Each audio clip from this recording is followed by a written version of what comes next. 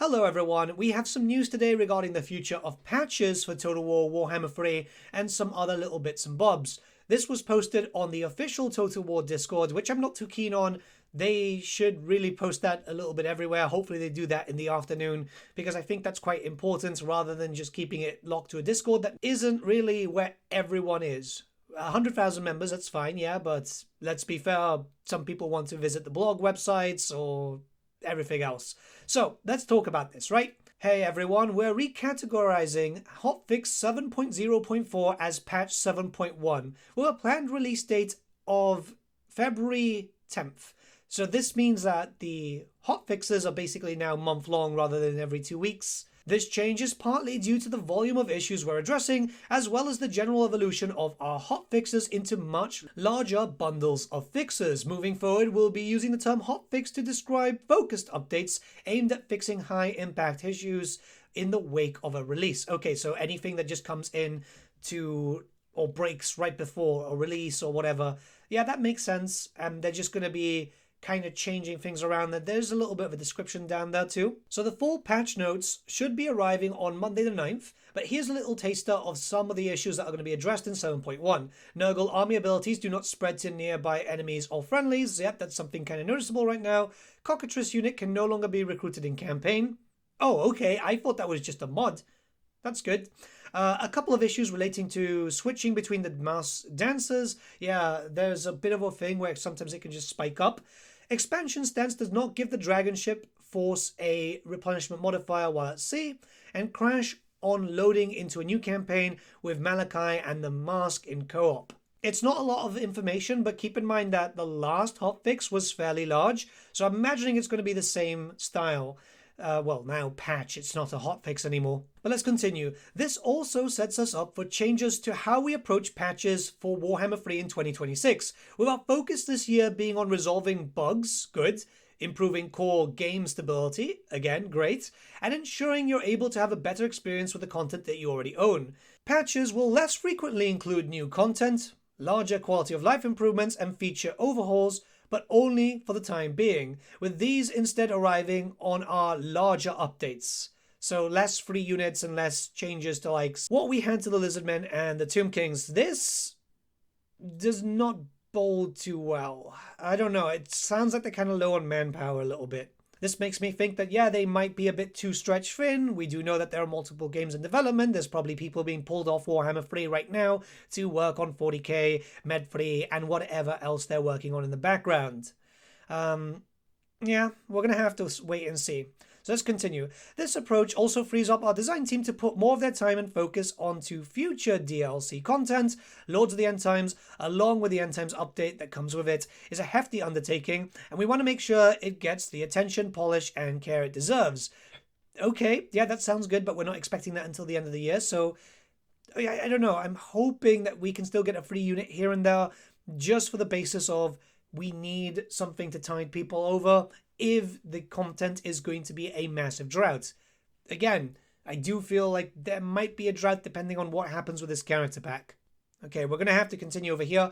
Reworks as part of our major updates is still something we're doing. For example, Nagash's impending arrival is also allowing us to revisit existing Vampire Counts content, and we'll talk more about the work we're doing on that front later in the year. Yep, this is going to be a December DLC, I think. I mean, we have this cafe thing, but there's no mention of it as far as I see. Let's continue. Moving on from the riveting topic of patch versioning, the latest round of campaign AI changes mentioned back in January hasn't been as effective as resolving the stacking and idling armies as we'd hoped. Yeah, I had to do a video to complain about it. That said, the ball is rolling in the right direction, and the work hasn't stopped. We know this is a major bugbear for many of you, and we want to make sure we've made substantial headway before rolling anything out. We'll share more on this topic as soon as it's ready. Thanks for bearing with us on this long-term headache. I mean, it's been a headache for 3 years, dudes. Like, at this point, it should be resolved, right? I don't want to be negative here, but it keeps coming back. So definitely something needs to be prioritized there, right? Elsewhere, Milcher and the battle team are still working on what's next in the world of siege improvements. We've seen a lot of comments asking for an update on this, and I'm hoping to have more to give you in the coming weeks, so keep an eye on that. Okay, cool. So we're going to get some information regarding the Siege rework that was beta tested and then went ready to sell it. Again, kind of annoying that content creators and like the community as a whole need to just keep asking. This should be prioritized to have some, active conversation.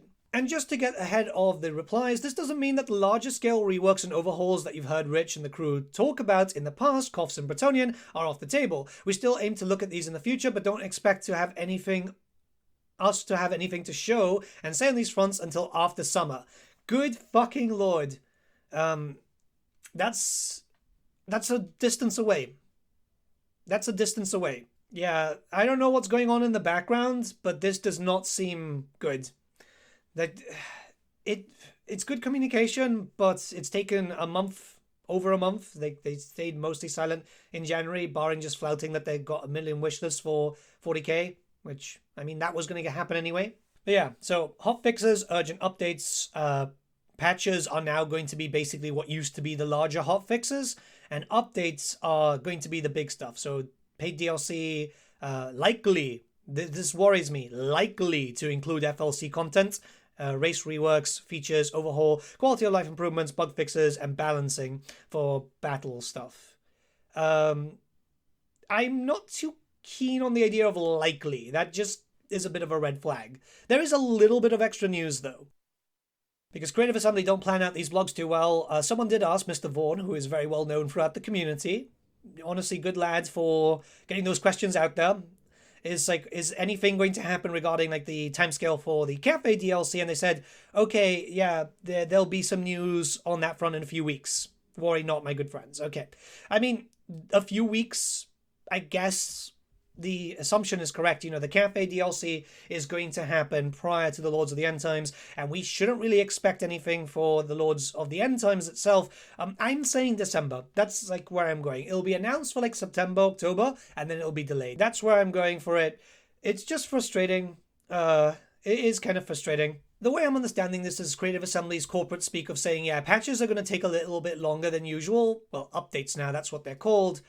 DLC is going to take a little bit longer, which is again why I guess they decided to do the character packs, they're not culture packs, because they're smaller and they're supposed to be easier to make unless things go wrong, which, can happen, but, these things do happen in development. And that's pretty much it. That's my interpretation of it. It could be a better thing. We're going to have to wait and see. It's just the wording here seems red flaggy to me a little bit, which kind of explains why creators didn't get access to it early, I guess. I do wonder what's going to happen here, because that DLC for Cathay is supposed to be a big thing, right? But we do know that Nagash and Lords of the End Times is going to be 8.0.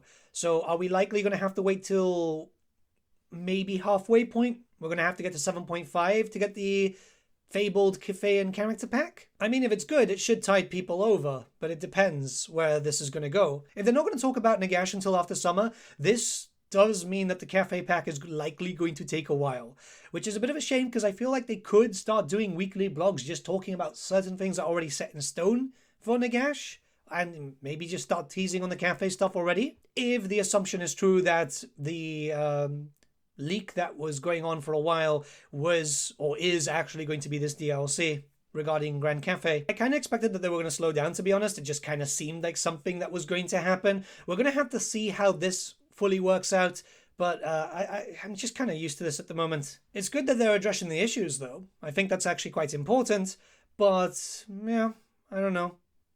Hotfixes being a month apart now, or more or less a month, seems a bit off, even though it's just a patch. Well, it's the new name changes, but we know what that's going to be. What they've wanted to do is go by an industry standard, which makes a lot of sense. Less FLC content overall is what I'm getting from this. Hopefully I'm proven wrong, but the word likely does not sit very well for me. I feel like the blog could have been written a little bit better, but Creative Assembly has a history of just weird vague posting for certain things. They could have reinforced certain matters there just to make it sound a little bit better. Yeah, and the Nagash thing I was kind of expected. I predicted that, they'd announced it early and then it's going to be late. I'm expecting a delay. Because the way they've spoken about Nagash just kind of sounds like it's going to be a lot. Oh well, 6 more weeks of winter, I guess. Let me know what you guys think in the comments below. Let's start a bit of a discussion. It's news, at least. We're finally getting a little bit of communication, even though it could have been a little bit better written out. I've got some video ideas coming out soon, so like you're going to get a decent amount of content. But have a great day, guys, and I'll see you all again very, very soon.